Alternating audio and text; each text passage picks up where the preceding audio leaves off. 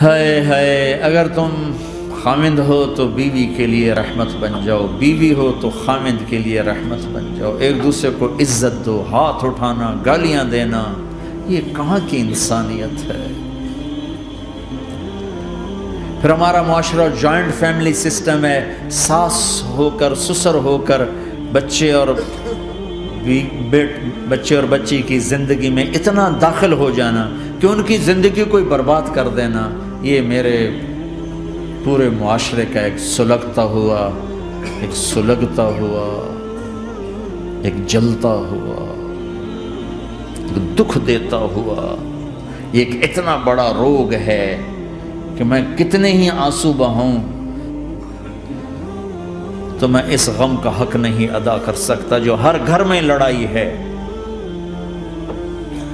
ساس اور سسر کا بے جا دخل بچی کی زندگی میں، اس نے گھروں کو آگ لگا دی ہے۔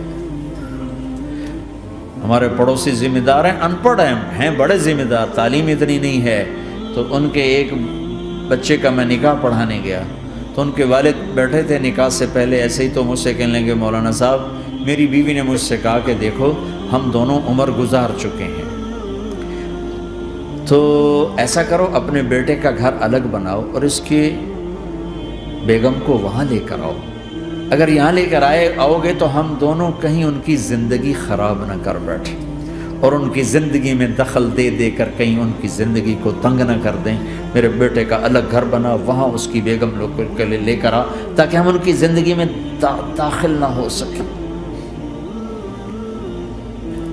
میں حیران ہو کر ان کو دیکھ رہا کہ ان پڑھ باپ، ان پڑھ ماں، اور اتنی اعلیٰ درجے کی بات۔ اب ہر آدمی میں یہ سخت نہیں کہ اپنے بیٹے کے لیے الگ گھر بنائے، یہ تو ہمت ہے کہ ان میں دخل دینا چھوڑ دے،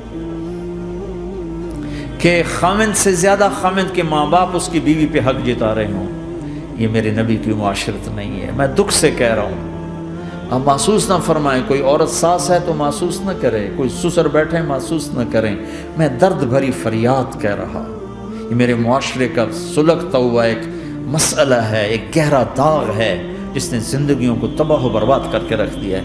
کہیں اس کو الٹ بھی ہوتا ہے کہ آنے والی لڑکی ایسی بدتمیزی کرتی ہے کہ اس کے خامند کے ماں باپ کو بے عزت کر کے رکھ دیتی، رشتہ داروں سے توڑ کے رکھ دیتی ہے، یہ کیسز بھی ہیں لیکن یہ تھوڑے ہیں، یہ دوسرے والے زیادہ ہیں۔ میں اپنے نبی کی معاشرت بتانا چاہتا ہوں کہ میرے نبی کی زندگی میں محبت کے سوا کچھ نہ تھا، کل کائنات کے نبی ہیں۔ اور حضرت عائشہ سے کہہ رہے عائشہ دوڑ لگائے، عائشہ دوڑ لگائے، کوئی یہاں کہہ سکتا ہے، کوئی مولانا کہہ سکتا بیوی سے آؤ بیگم دوڑ، تمہارا توڑے کو تو گھر ہی نکل تسی دوڑنا کتنے، چلو پوڑیاں چڑھ دے رہا کرو، پوڑیاں چڑھو ہیں۔ عائشہ دوڑ لگائیں، کون کہہ رہے ہیں؟ دو جہان کے سردار عائشہ دوڑ لگائیں، تمہاری تو بزرگی فوت ہو جائے۔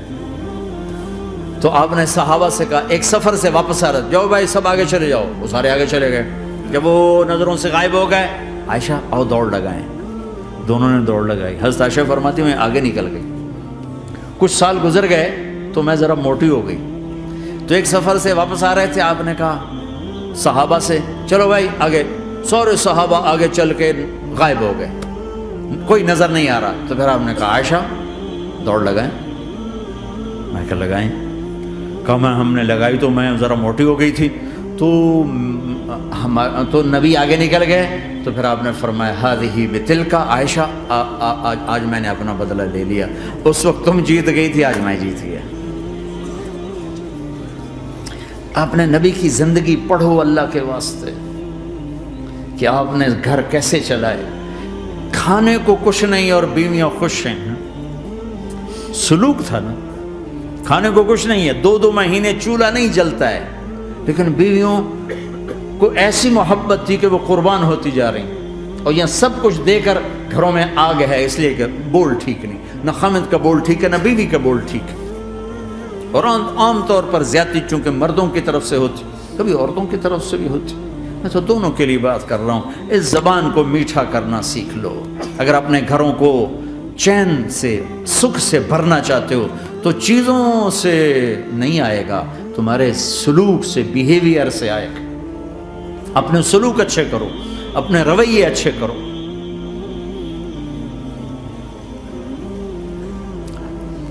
مسجد نبوی میں حبشہ کے لوگ، ایتھوپیا، وہ کر رہے تھے چھوٹے چھوٹے خنجر، اس کے ساتھ نا وہ رقص کر رہے تھے۔ تو حضرت عائشہ کے کان میں آواز پڑے کہ یا رسول اللہ میں نے دیکھنا ہے۔ تو کوئی ہمارے ایسا ہوتا کہتا تو لایا نہیں کرتی، فضول کام دیکھتی، تو نبی کی بیوی کو چل بیٹھ قرآن پڑھ، چل مصلی پہ بیٹھ جا، چل تسبیح پڑھ۔ تجھے خیال کیسے آیا دنیا میں دین مٹ رہا ہے، تمہیں خیال کیسے آیا کہ تو تماشا دیکھتی ہے؟ آپ نے کہا آؤ دیکھتے ہیں۔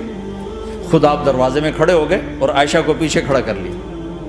عائشہ رضی اللہ فرماتی میں آپ کے پردے میں کھڑی ہو کر میں دیکھتی رہی یہاں تک کہ آپ تھک گئے، ہمارے نبی تھک گئے۔ پھر کبھی یوں ہو رہے ہیں، کبھی یوں ہو رہے ہیں، کبھی یوں ہو رہے ہیں، کبھی یوں ہو رہے ہیں۔ حضرت عائشہ کہتی جب میں نے کہا بس پھر آپ واپس آ گئے۔ یہ میرے نبی کی زندگی ہے۔ تم لان تان سے زندگی بنانا چاہتے، ساس سسر بہو پر بیٹے سے بھی زیادہ حق جتانا چاہتے۔ یہ عام معاشرے کی بات بتا رہا ہوں، بہت تباہی ہے۔ میں تو مسائل سن میں نے تو اب اس دفعہ یہ ارادہ ہے کہ اب میں فون چھوڑ دوں گا، نہیں رکھوں گا، کہ میرے اندر ہمت ہی نہیں رہی کہ میں گھروں کے مسائل، میرا کلیجہ پھٹنے کو ہو۔ ایسے ظلم ہیں، ایسے ظلم ہیں۔ ہمارا سسرالی معاشرہ بڑا ظالم ہے، بڑا ظالم، 99.99% ظلم ہے۔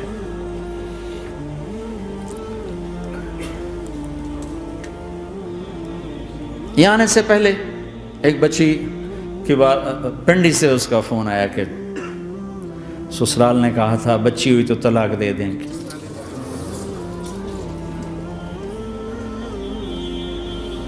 بچی ہو گئی، میں نے ہاتھ جوڑے، پاؤں پکڑے، میرا کیا قصور ہے، اللہ کی تقدیر ہے۔ طلاق دے دی، نکال دیا گھر سے۔ حج میں 2 بچہ بچی ساتھ تھے ابھی میرے حج میں، تو 22-23 سال کا بچہ تھا، اتنی سال کی بچی تھی، تو وہ میرے ساتھ حج میں اکٹھے تھے۔ تو ہم عرفات میں تھے، تو وہ بچہ میرے پاس آ گیا اور کہی بس مولانا میں اپنے گھر سے بڑا تنگ ہوں اور میں نے فیصلہ کیا میں جاتے اپنی بیوی کو طلاق دے دوں گا۔ میں نے کہا شادی کتنا عرصہ کا؟ 3 سال۔ میں نے کہا بیٹا ایسا نہ کرو، میں جب حج سے ہم واپس جائیں گے نا عزیزیہ میں، تو تم دونوں میاں بیوی میرے پاس آنا۔ تو ہم جب واپس گئے تو میں نے پہلے اس کی بچی کو بلایا اور وہ خود ہی ملنے آ گئے کہ میرے کچھ مسائل ہیں۔ پھر اس نے بیچارے نے اپنا دکھڑا شروع کیا، تو کہا جی 1 سال بچہ نہیں ہوا تو میری ساس نے مجھے اتنا ذلیل کیا، سسرال نے، یہ تو بانجھ ہے، یہ تو بانجھ ہے، اس کا تو ہونا ہی نہیں ہے، اور اتنے تانے کہ میرے ماں باپ بھی رو رو برا حال، میرا رو رو برا حال۔ پھر آخر یہ ہوا کہ چلو میڈیکلی دیکھا جائے، ٹیسٹ کیا گیا تو فالٹ بچے میں نکلا، میں تو کلیئر تھی، تو پھر میری ساس کی ٹیپ بدل گئی۔ تو تقدیر ہے، تقدیر میں لکھا تھا ایسے، تقدیر ہے، تقدیر ہے، اب تقدیر آ گئی، اللہ کی رضا پہ پہلے اس کو ذلیل کیا ہوا تھا، اور جب بیٹے میں فالٹ نکلا تو اب یہ تو تقدیر ہے، تو اللہ کی رضا پہ راضی ہو جائے۔ یہ چھوٹے چھوٹے مسائل۔ جب میں نے تھوڑی سی ان سے سٹنگ کی تو ابھی میں اس سے فون سے ان ٹچ ہوں کہ کہیں یہ پھر بے وقوفی نہ کر بیٹھے۔ کہا مولانا ہمارا گھر سکھی ہو گیا پر ماں باپ دونوں ناراض ہو گئے۔ میں نے ان کی ناراضگی کی فکر نہ کر، انہیں راضی کرنا تیرے ذمے، تیری بیوی کے ذمے نہیں ہے، تو اپنا حسن سلوک باقی رکھ۔ اس حد تک یہ ہمارے گھروں میں جو نہ جاننے کی وجہ سے دیکھو تمہارے یہاں ٹریفک کا سسٹم کتنا اچھا ہے، 10,000 گاڑیاں چل رہی ہوں، ٹریفک بلاک نہیں ہوتی، چل رہی ہوتی، چونکہ ہر آدمی اپنی لائن میں چل رہا ہے۔ اور ہمارے پاکستان میں 10 گاڑیاں اکٹھی ہو کے سر پھنسا کے کھڑی ہو جاتی ہیں، ساری رات کھلوتے رہتے ہیں، راہ نہیں دیتے، کھلوتے ہیں کئی دفعہ، او تو ہٹ، او تو ہٹ، او تو پیچھے ہو، تو پیچھے ہو، 200 گاڑیاں ادھر، 200 ادھر۔ یہ چونکہ میں روز سڑکوں پہ چلتا ہوں، روز یہ تماشا دیکھتا ہوں۔ اگر تم اپنی لائن میں رہو تو کوئی فساد ہی نہیں. جب تم اپنا بیریئر کراس کرتے ہو پھر فساد شروع ہو جاتا.